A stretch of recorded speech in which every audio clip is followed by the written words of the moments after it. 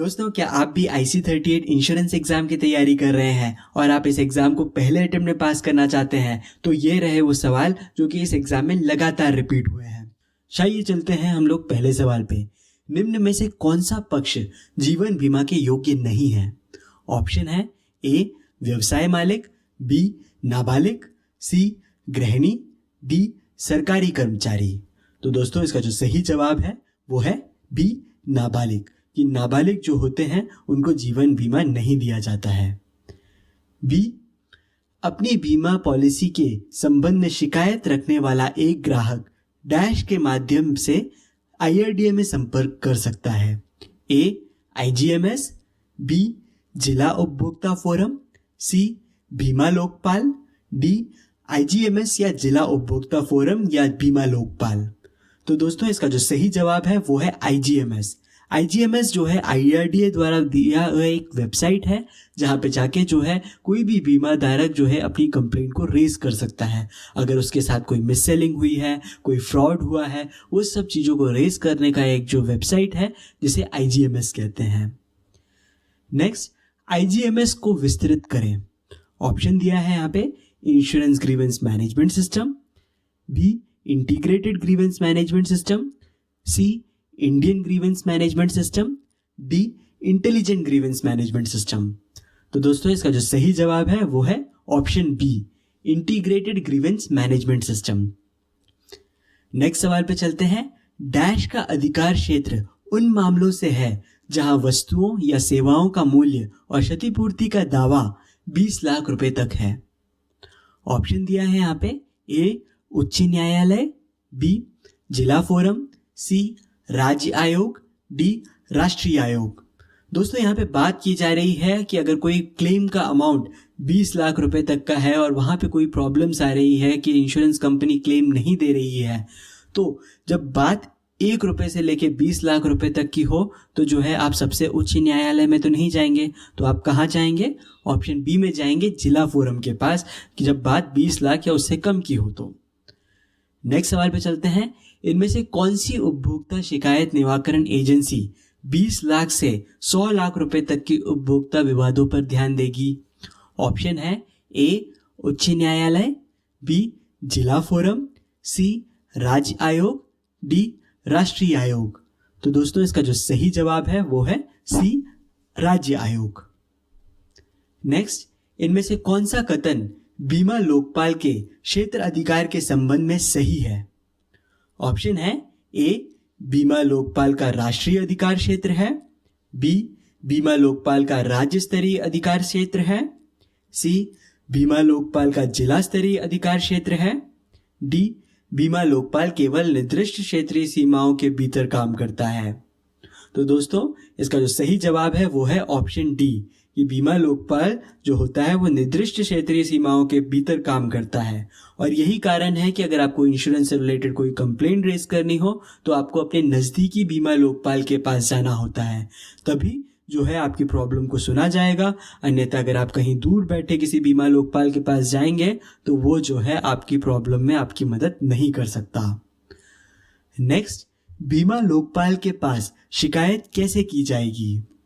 Option है ए शिकायत लिखित रूप में की जाएगी, बी शिकायत फोन पर मौखिक रूप में की जाएगी, सी शिकायत आमने सामने मौखिक रूप में की जाएगी, डी शिकायत अखबार में विज्ञापन के माध्यम से की जाएगी।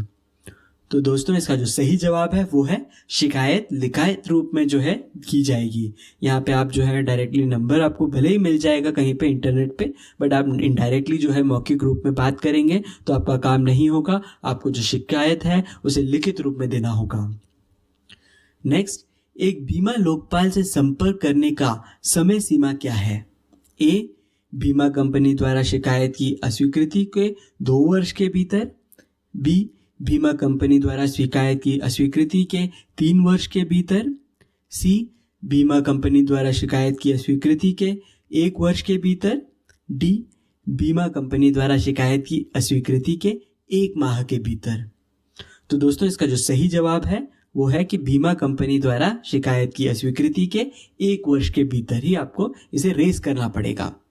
मान लेते हैं किसी को जो है इंश्योरेंस का क्लेम आना है और कंपनी ने मना कर दिया, तो जब कंपनी मना कर दे उससे लेके 1 साल के भीतर भीतर में ही आपको बीमा लोकपाल के पास जाना होगा। ये नहीं कि 2 या 3 साल निकल गए उसके बाद जो है हम बीमा लोकपाल के पास जा रहे हैं।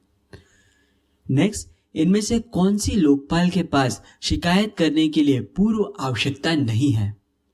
तो ऑप्शन दिया हुआ है यहाँ पे। शिकायत व्यक्तिगत लाइन बीमा के बारे में किसी व्यक्ति द्वारा की जानी चाहिए। बी, शिकायत बीमा कंपनी द्वारा शिकायत खारिज किए जाने के 1 वर्ष के बाद दर्ज की जानी चाहिए। सी, शिकायतकर्ता को लोकपाल से पहले उपभोक्ता फोरम में संपर्क करना चाहिए। डी, कुल राहत की मांग 20 लाख रुपए की राशि के भीतर होनी चाहिए। तो दोस्तों यहाँ पे आपसे पूछा गया है कि इन चारों स्टेटमेंट में से कौन सा गलत है। तो इसमें ऑप्शन सी गलत है कि शिकायतकर्ता को लोकपाल से पहले उपभोक्ता फोरम में संपर्क करना चाहिए। दोस्तों यहाँ पे आपको बता दूं कि जो उपभोक्ता फोरम या फिर कंज्यूमर फोरम होता है वो दुकानदारों के लिए होता है कि अगर आपको किसी दुकानदार ने जो है धोखा दिया तो आप जो है उपभोक्ता फोरम में अपनी कंप्लेंट रेज करते हैं। वहीं पे बात अगर बीमा की हो तो आपको जो है लोकपाल के पास जाना पड़ता है और उसके लिए आपको उससे पहले उपभोक्ता फोरम जाने की जरूरत नहीं है।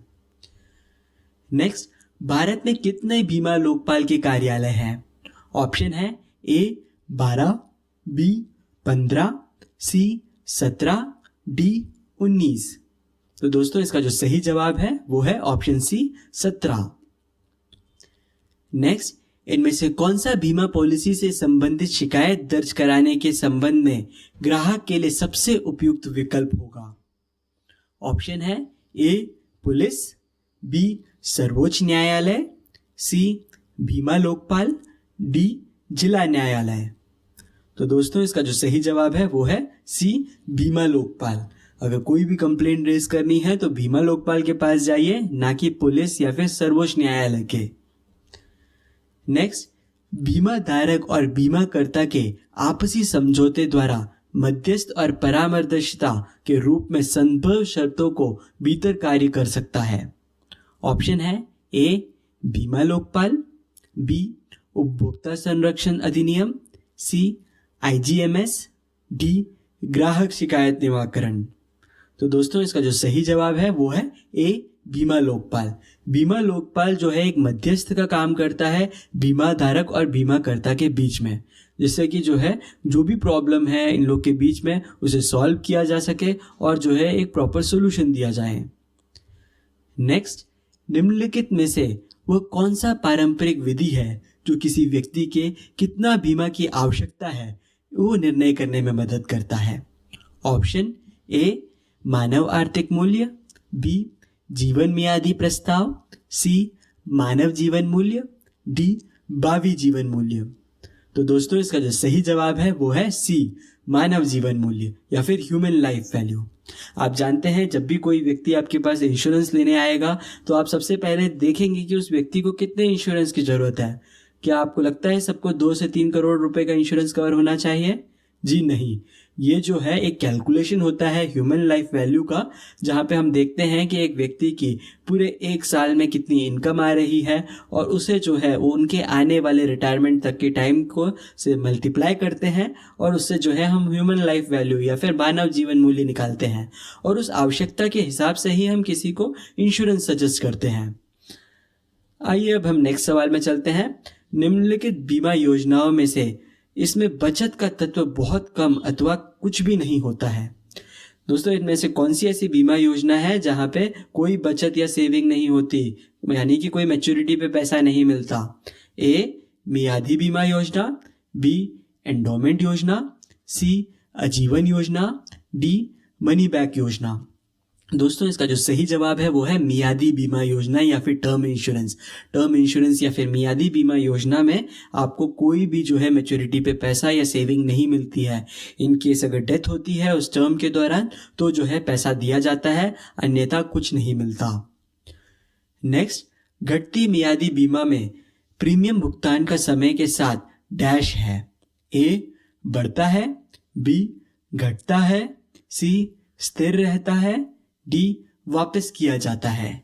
तो दोस्तों घटती मियादी बीमा में होता यह है कि आपका जो इंश्योरेंस कवर है या फिर जो बीमा की राशि है वो जो है साल भर साल जो है घटती चली जाती है। इस तरह की घटती मियादी बीमा को आप जब होम लोन लेते हैं तब दिया जाता है, जिससे कि आपका जो होम लोन है उसको कवर किया जा सके, ताकि अगर जिस व्यक्ति ने होम लोन लिया है अगर उसकी आगे जाके डेथ हो जाए तो जो भी लोन की राशि होगी वो जो है इंश्योरेंस कंपनी दे देगी। और यही कारण है कि ये घटती हुई मियादी बीमा होती है, क्योंकि आप जानते हैं कि जैसे जैसे आपका होम का लोन का पैसा आप भरते रहते हैं तो बची हुई राशि जो है वो घटती चली जाती है। इसलिए इस व्यक्ति का भी जो इंश्योरेंस कवर है या फिर मियादी बीमा है वो भी उसके साथ साथ घटती चली जाती है, ताकि जो है जब अगर उसकी 5th या 10th ईयर में डेथ हो तो उस समय जो है उसको उतना ही अमाउंट मिले जितना कि जो है लोन की राशि बची हुई है। तो दोस्तों यहाँ पे आपको समझना पड़ेगा कि यहाँ पे लोन या फिर बीमा की जो अमाउंट है वो तो जो है साल भर साल कम होता है, बट वहीं पे जो प्रीमियम होता है वो जो है स्थिर रहता है। तो इसका जो करेक्ट आंसर है वो है सी, स्थिर रहता है। नेक्स्ट, घटते मियादी बीमा के संबंध में नीचे दिया गया कौन सा कथन गलत है? ऑप्शन है ए, मृत्यु लाभ की राशि कवरेज की अवधि के साथ कम हो जाती है। बी, प्रीमियम राशि कवरेज की अवधि के साथ कम हो जाती है। सी, प्रीमियम संपूर्ण अवधि के दौरान एक समान रहता है। डी, बंधक मोचन योजनाएं घटती मियादी बीमा योजनाओं का उदाहरण है। तो दोस्तों इसका जो सही जवाब है वो है ऑप्शन बी। जैसा कि मैंने आपको पहले बताया था अभी कि प्रीमियम राशि कवरेज की अवधि के साथ कम नहीं होती है बल्कि स्टेबल रहती है। तो ये जो स्टेटमेंट है यहाँ पे कि कम हो जाती है वो गलत है। नेक्स्ट, पॉलिसी में लैप्स का क्या मतलब होता है? ए, पॉलिसी धारक पॉलिसी के लिए पूरा प्रीमियम भुगतान कर देता है और बाजार से वापस ले जाता है। बी, पॉलिसी धारक पॉलिसी के प्रीमियम का भुगतान बीच में बंद कर देता है। सी, पॉलिसी परिपक्व हो जाती है। डी, पॉलिसी को बाजार में वापस ले लिया जाता है। तो दोस्तों इसका सही जवाब है ऑप्शन बी, पॉलिसी धारक पॉलिसी के प्रीमियम का भुगतान बीच में बंद कर देता है, जिस कारण से पॉलिसी जो है लैप्स स्टेज में चली जाती है। और इसीलिए हम लोग जो है इसको जो है ऑप्शन बी को जो है करेक्ट आंसर मानेंगे। नेक्स्ट, यूलिप के मामले में निवेश जोखिम को कौन वहन करता है? ए, बीमा कंपनी। बी, बीमा धारक। सी, राज्य।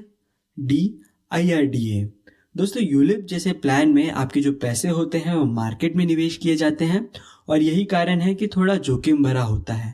अब सवाल ये पूछा गया है कि इस जोखिम को कौन वहन करता है? क्या बीमा कंपनी वहन करती है या बीमा धारक वहन करता है? तो दोस्तों इसका जो सही जवाब है वो है बीमा धारक। यानी कि अगर कल मार्केट डाउन हो जाता है और आपके रिटर्न्स नेगेटिव में आते हैं तो इसका जो पूरा जोखिम या रिस्क है वो बीमा धारक यानी कि आप लेते हैं। नेक्स्ट, इनमें से मानक आयु प्रमाण का कौन सा एक उदाहरण है? ए, राशन कार्ड। बी, जन्म कुंडली। सी, पासपोर्ट। डी, ग्राम पंचायत प्रमाण पत्र। तो दोस्तों इन डॉक्यूमेंट्स में से कौन सा ऐसा डॉक्यूमेंट होगा जो कि आयु प्रमाण जो है आपको सही तरीके से बता पाएगा? बिल्कुल सही, ऑप्शन सी, पासपोर्ट जो है इसका सही जवाब है। नेक्स्ट, नीचे दिए गए आयु प्रमाण पत्र दस्तावेजों में से उस विकल्प की पहचान करें जिसे बीमा कंपनियों द्वारा गैर मानक के रूप में वर्गीकृत किया गया है। ऑप्शन है ए, स्कूल प्रमाण पत्र। बी, रक्षा कर्मियों के मामले में पहचान पत्र। सी, राशन कार्ड। डी, नामकरण प्रमाण पत्र। तो दोस्तों इसका जो सही जवाब है वो है option C, ration card. Next, इनमें से कौन सा वैध पता करने का प्रमाण नहीं है? ए, पैन कार्ड। बी, मतदाता पहचान पत्र। C, bank passbook.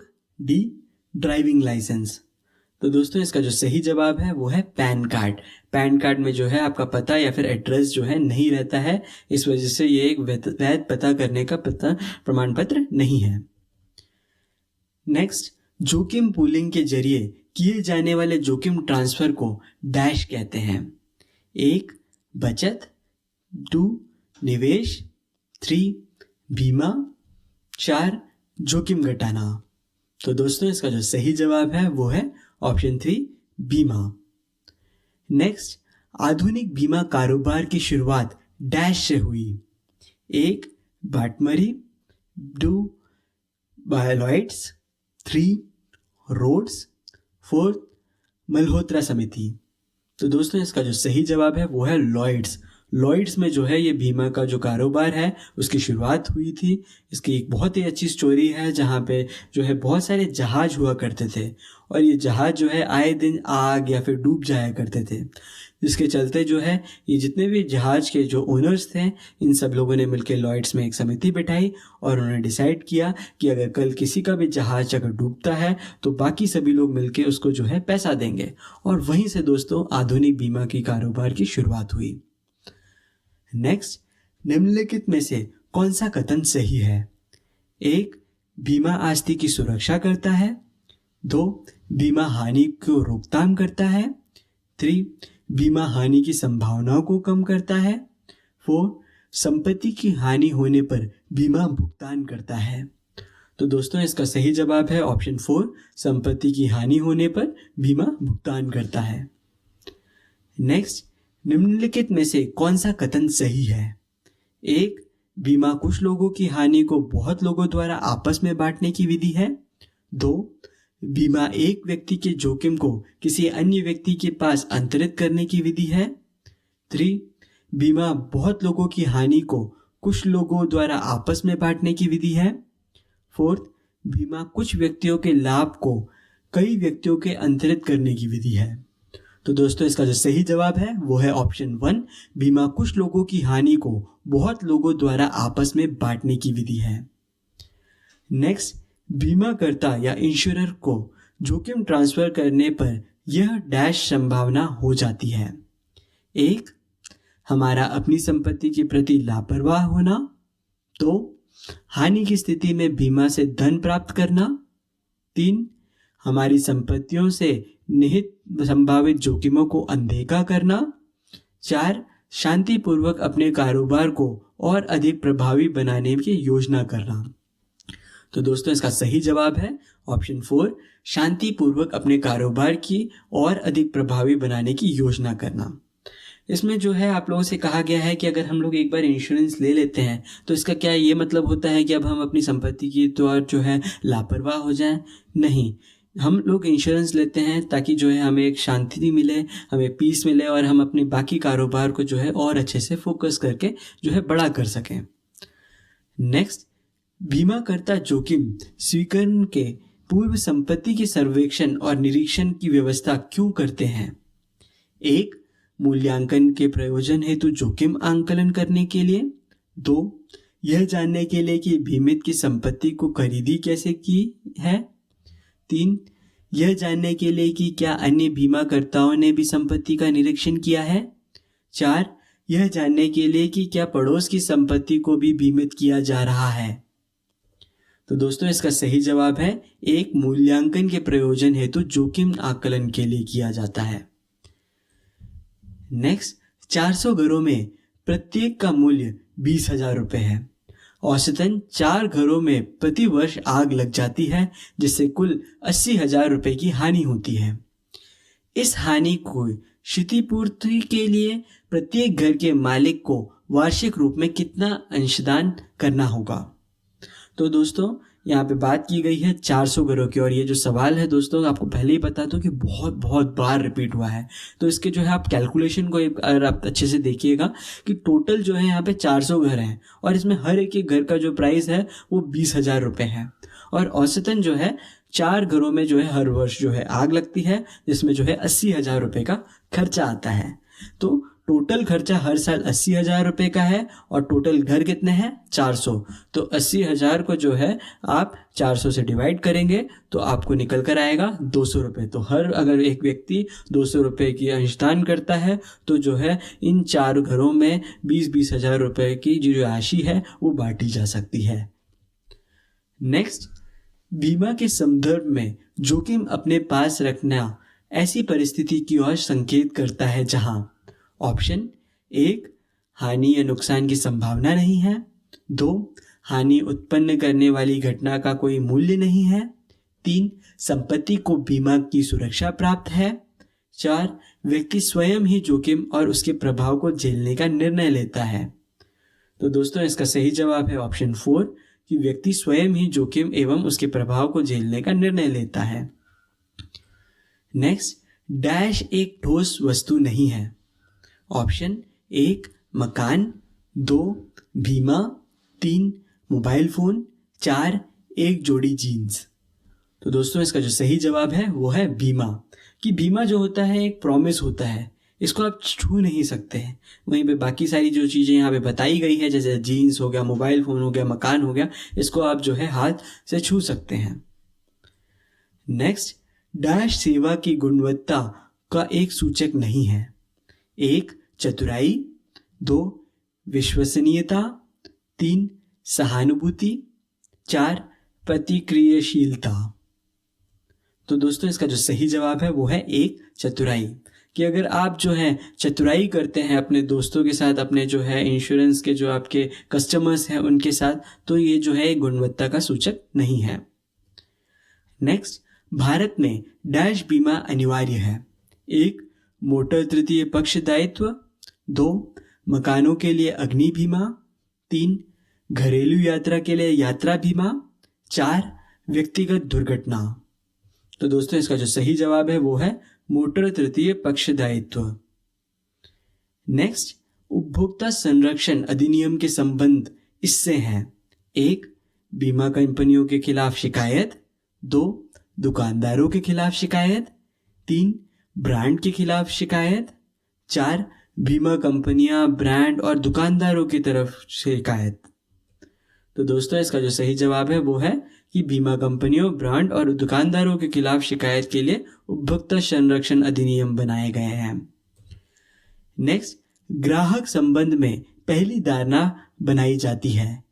1 आत्मविश्वासी होकर, 2 समय पर चलकर, 3 रुचि दिखाकर, 4 समय पर चलकर, रुचि दिखाकर और आत्मविश्वासी होकर।